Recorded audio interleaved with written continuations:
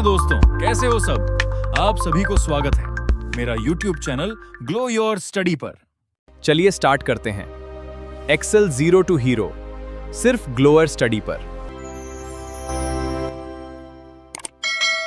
तो सबसे पहले एक्सेल सीखने के लिए एक्सेल स्टार्ट कैसे करते हैं वो तो हमें समझना पड़ेगा दोस्तों। एक्सेल बिगिनर से अगर आप सीख रहे हो तो एक्सेल स्टार्टिंग से ही होगा ना।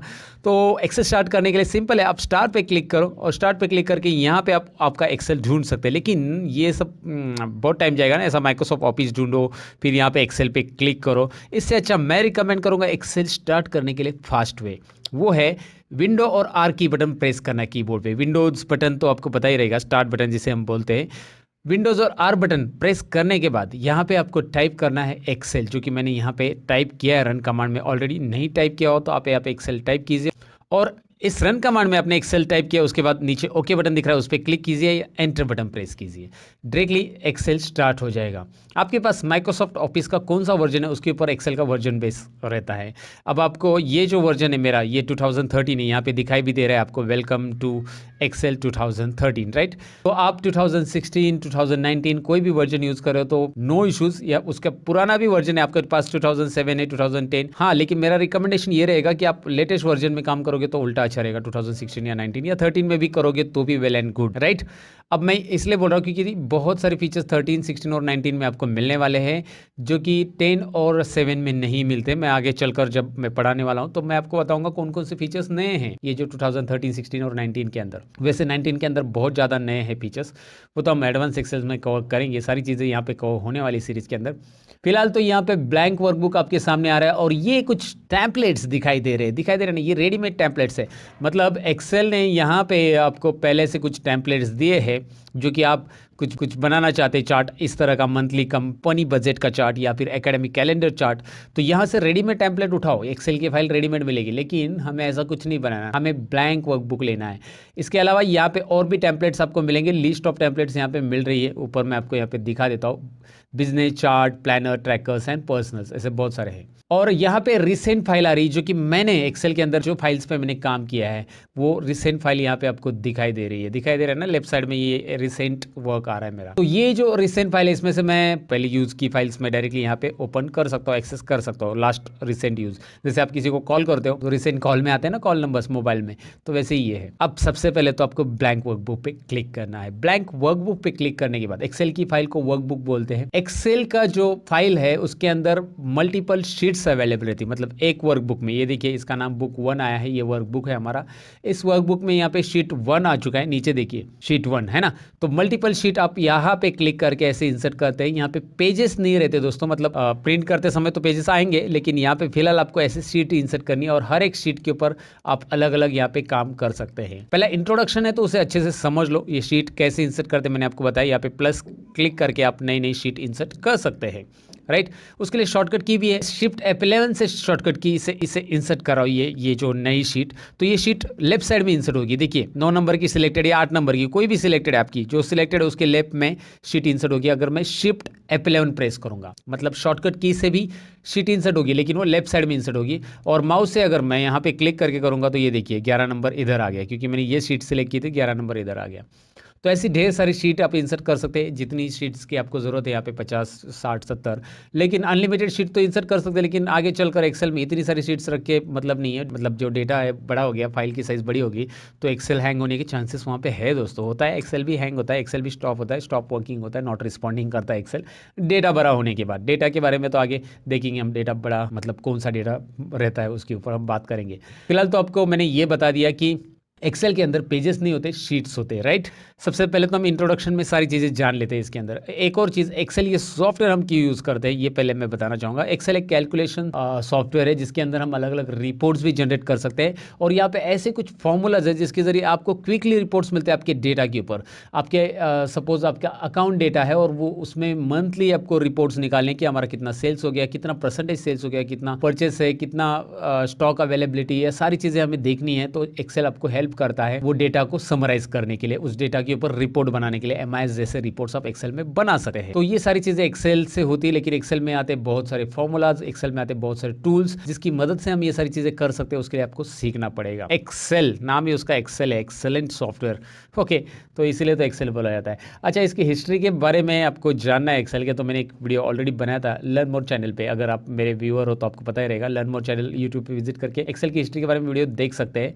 फिलहाल तो हमारा आगे कंटिन्यू हम करते हैं कि यहाँ पे शीट्स कैसे इंसर्ट करना मैंने बता दिया आपको। इस एक्सेल फाइल को मुझे क्लोज करना है, ये वर्कबुक को। ये देखिए वर्कबुक 1 आ रहा है, इसे बंद करना है। मैं पूरा एक्सेल बंद करना चाहता हूँ तो यहाँ से क्लोज कर सकते हैं आप। पता है आपको ये सॉफ्टवेयर बंद होता है यहाँ से मिनिमाइज होता है, और मिनिमाइज होने के बाद यहाँ से दोबारा आप क्लिक करके ओपन कर सकते हैं। और यहाँ से रिस्टोर डाउन, मतलब विंडो छोटी होती है, ये छोटी हो गई है लेकिन ज़्यादा छोटी नहीं हुई। मैं साइज कम कर देता हूँ। ऐसे एरो से आप कम कर सकते हैं। ये देखिए कॉर्नर पे माउस लेके आइए, ड्रैग कीजिए, ये ऐसी साइज कम ज़्यादा होती है, और ये ऐसा बड़ा कर सकते हैं। इसकी शॉर्टकट की भी है, तीनों की भी। एक तो विंडोज़ एम कीजिए, मिनिमाइज हो जाएगा, विंडोज़ एम मिनिमाइज। और फिर अल्ट टैब से आपको बड़ा करना है इसको, अल्ट टैब बटन प्रेस करेंगे बड़ा हो जाएगा। ओके, विंडोज़ एम समझ में आपको, मिनिमाइज। दूसरा है अल्ट स्पेस आर प्रेस करता हूं मैं, आर विंडो रिस्टोर होता है, alt space R restore, alt space X maximise. और ये जो है मैं डायरेक्टली क्लोज कर सकता हूँ, अल्ट F4 से क्लोज होगा और अल्ट स्पेस सी से भी क्लोज होगा, याद रखिएगा। सो मैं अल्ट F4 प्रेस करूँगा तो ये क्लोज होगा, ये आपको पता ही है, मैंने बता दिया। लेकिन अभी इसे मुझे खाली ये वर्कबुक क्लोज करना है, ये जो बुक 1 है, मुझे ये पूरा एक्सेल क्लोज नहीं करना, एक्सेल सॉफ्टवेयर चालू रहना चाहिए।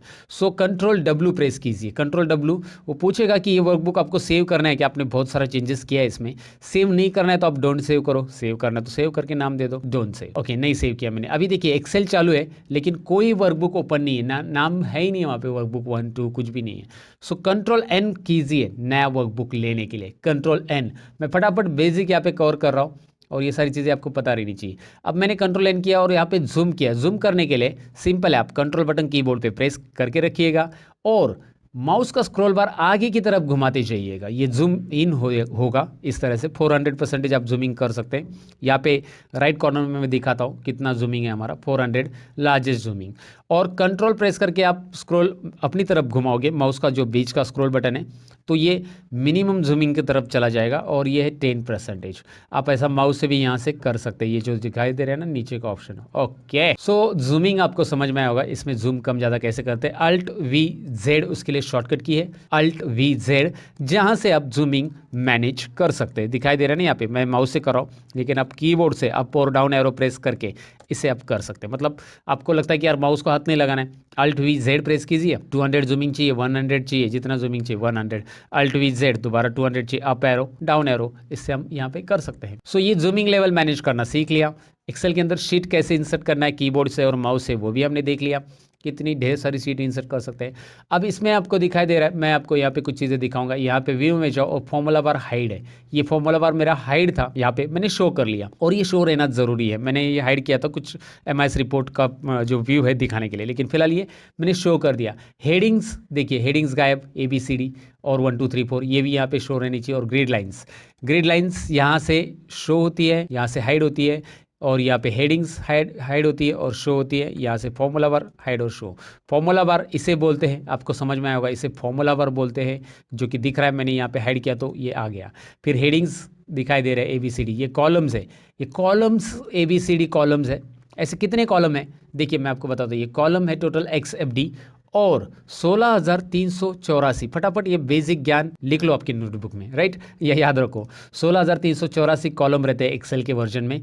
वर्टिकल लाइंस को कॉलम हम बोलते हैं यहाँ पे, जितनी भी वर्टिकल लाइन दिख रही है यहाँ पे, ये सब कॉलम्स है ABCD EFGH। आप देखोगे ऐसा आप स्क्रॉल करते जाओगे तो Z तक ही नहीं है, Z के आगे भी AB AC AD, समझे, AD कॉलम भी है, AF AG ऐसे AZ होगा, फिर A से स्टार्ट होगा, BB भी है, BC है, BD भी है। ओके, सो यहाँ पे BD वगैरह कॉलम्स तो है सभी, लेकिन ये कॉलम्स के बाद यहाँ पे देखिए ये रोज है। मैं ऐसा क्लिक करूंगा ना, रोज सिलेक्ट होता है। देखिए जिस किसी भी रो को सिलेक्ट करना है तो आप उसके ऊपर माउस लाके ऐसा क्लिक करो, देखिए क्लिक करो, सिलेक्ट हो रहा है। ये रो है 1 2 3 4, ऐसे कितने रोज है, कंट्रोल डाउन एरो, 10,48,576 रोज है, राइट। तो इतने सारे रोज, इतने सारे कॉलम्स हमारे पास अवेलेबल है। कॉलम्स कितने हैं, 16,384, रोज कितने हैं, 10,48,000, 576। लेकिन दोस्तों मैं कैसे आ रहा हूँ लास्ट रो पे? कंट्रोल अप एरो पहले रो पे, control down arrow last row पे, दिखाई दे रहा है ना? कंट्रोल प्रेस करके कंट्रोल बटन होल्ड डाउन करना है, अप डाउन। ओके, मैं उसकी बात नहीं कर रहा हूँ जो 3D में बोलता है up down. Okay, so control right control left. तो ये क्या हो गया? लेफ्ट टू राइट मूव करने के लिए, मतलब पहले कॉलम में जाने के लिए आपको left arrow, control left arrow, last column में जाने के लिए control right arrow, right. Okay, आपको ये तो समझ में आएगा कि कैसे लास्ट रो और लास्ट कॉलम में मूव होते हैं शॉर्टकट की के साथ। कॉलम्स कितने रहते हैं, रोज कितने रहते हैं? अब इन कॉलम और रोज के इंटरसेक्शन को, इस बॉक्स को क्या बोला जाता है? इस बॉक्स को बोला जाता है cell, CLL। So intersection of rows and column is known as cell. Simple भाषा में बोलूं तो जो ये बॉक्स दिखाई देता है, इस बॉक्स को सेल बोला जाता है। जो बॉक्स रोज और कॉलम के एक दूसरे के इंटरसेक्शन को हिंदी में क्या बोलते हैं I don't know, but intersection से बनता है, एक दूसरे को हाँ छेड़ते हैं जहाँ पे एक दूसरे को, तो ये होता है intersection box, that is a cell. अब हर एक सेल का यूनिक आईडी तैयार हो जाता है और वो ये रहता है, ये देखिए, D column row number 5 D5, this is D5, this is not F3, this is not C7। ये दिखाई दे रहे हैं ना आपको? सी कॉलम में 3 नंबर रोज में C3 F3, ये कौन सा है? B2, समझे? B2। ओके सॉरी, ये कॉलम B है और ये रो नंबर 2 है, इसलिए B2 सेल है। अब आपको यहाँ पे जो भी सिलेक्ट किया ये नेम बॉक्स में दिखाई देगा। ये फॉर्मूला बार जो है ना, ये फॉर्मूला बार के लेफ्ट साइड में आपको नेम बॉक्स दिखाई देता है। मैंने माउस रखा है, वहाँ पे नाम भी आ रहा है और मैंने जूम करके भी दिखाया आपको। इसे नेम बॉक्स बोलते हैं। जो भी सेल आप सेलेक्ट कर रहे हो उसे यहाँ पे दिखाता है नेम बॉक्स आपको। उसका बहुत यूज़ है नेम बॉक्स का, आगे चलकर आपको इस सीरीज़ में पता चलेगा एक्सेल के। फिलहाल तो अगर आप इतनी रेंज सिलेक्ट कर लेते हैं, इसे मैं आपको दिखाता हूँ, इतनी रेंज सिलेक्ट कर लेते हो तो यहाँ पे एक ही नाम बता रहा है। आपने फिलहाल ये रेंज सिलेक्ट की। जब नंबर ऑफ सेल्स या ग्रुप ऑफ सेल्स आप सिलेक्ट करते हो तो एक्सेल में उसे बोलते हैं रेंज ऑफ सेल, तो इसे नेम बॉक्स नहीं दिखाएगा। लेकिन आपको यहाँ पे देखना है कि इस रेंज को क्या बोलते हैं।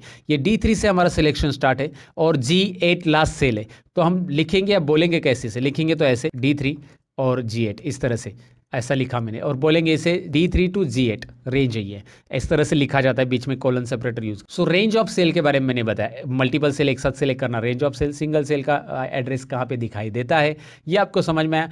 कॉलम्स किसे बोलते हैं हमने देख लिया, रोज किसे बोलते हैं, कितने रोज और कितने कॉलम्स, कितना कौन सा सेल रहता है, शीट कैसे होती है और हर एक शीट के अंदर इतने रोज और इतनी कॉलम्स रहते हैं। मतलब आप 10,48,576 रोज का डेटा टाइप कर सकते हैं। लेकिन दोस्तों इतना डेटा अगर मैं टाइप करूंगा ना एक्सेल में तो एक्सेल नहीं रिस्पॉन्ड करता है।